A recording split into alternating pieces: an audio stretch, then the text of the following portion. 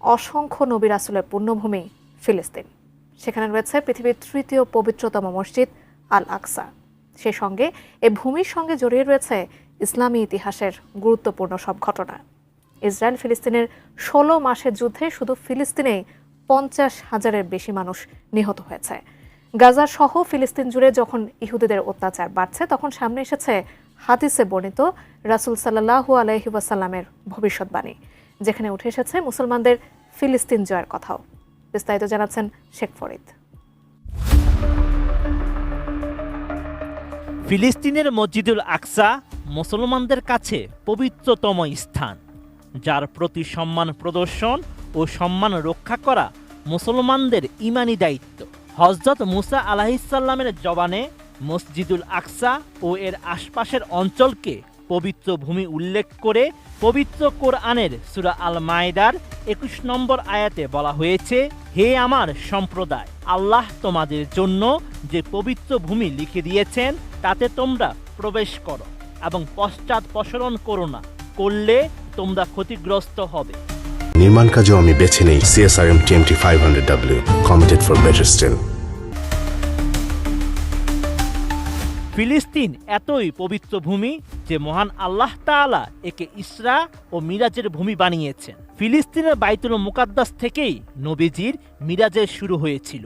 সূরা বনী ইসরাইলের ১ নম্বর আয়াতে আল্লাহ তাআলা জানিয়েছেন, পবিত্র সেই সত্তা যিনি নিজ বান্দাকে রাতে ভ্রমণ করিয়েছেন মসজিদুল হারাম থেকে মসজিদুল আকসা পর্যন্ত, যার চারপাশকে আমি করেছিলাম বরকতময়, তাকে আমার নিদর্শন দেখানোর জন্য।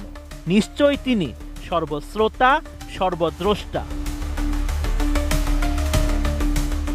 সত্যের পক্ষে বিজয়ীদের ভূমি হবে ফিলিস্তিন। বাইতুল মুকাদ্দাস তথা ফিলিস্তিনকে মহানবী হযরত মুহাম্মদ সাল্লাল্লাহু আলাইহি ওয়াসাল্লাম বিজয়ীদের ভূমি হিসেবে উল্লেখ করেছেন। অর্থাৎ ইহুদিদের নির্যাতন ও হত্যাযজ্ঞ একদিন শেষ হবেই। মুসলমানদের একটি দল তাদের সঙ্গে যুদ্ধ করবে এবং বিজয়ী হবে।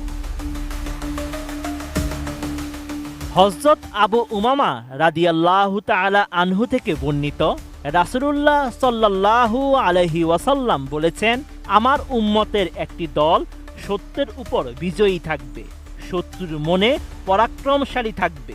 দুর্ভিক্ষ ছাড়া কোনো বিরোধী পক্ষ তাদের কিছুই করতে পারবে না। আল্লাহর আদেশে তথা কিয়ামত পর্যন্ত তারা এমনই থাকবে। তখন সাহাবীরা জিজ্ঞেস করলেন, হে আল্লাহর রাসূল, তারা কোথায় থাকবে?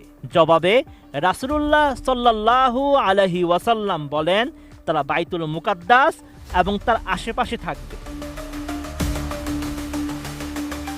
সহিহ মুসলিমের ৩ নম্বর খণ্ডের ২৮৯৬ নম্বর হাদিসে হযরত আব্দুল্লাহ ইবনে হারিস রাদিয়াল্লাহু তাআলা আনহু থেকে বর্ণিত, রাসূলুল্লাহ সাল্লাল্লাহু আলাইহি ওয়াসাল্লাম বলেছেন, পূর্ব দিক অর্থাৎ খোরাসান থেকে কিছু লোক বের হয়ে আসবে, যারা ইমাম মাহাদির খেলাফত প্রতিষ্ঠায় সাহায্য করবে এবং খেলাফত প্রতিষ্ঠা সহজ করে দেবে।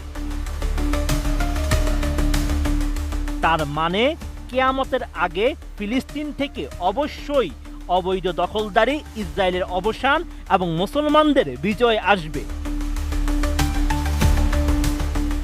আরেক হাদিসে আবু হুরায়রা রাদিয়াল্লাহু তাআলা আনহু থেকে বর্ণিত, রাসূলুল্লাহ সাল্লাল্লাহু আলাইহি ওয়াসাল্লাম বলেছেন, কিয়ামত সংগঠিত হবে না যতক্ষণ না পর্যন্ত মুসলমানগণ ইহুদি সম্প্রদায়ের সাথে লড়াই না করবে।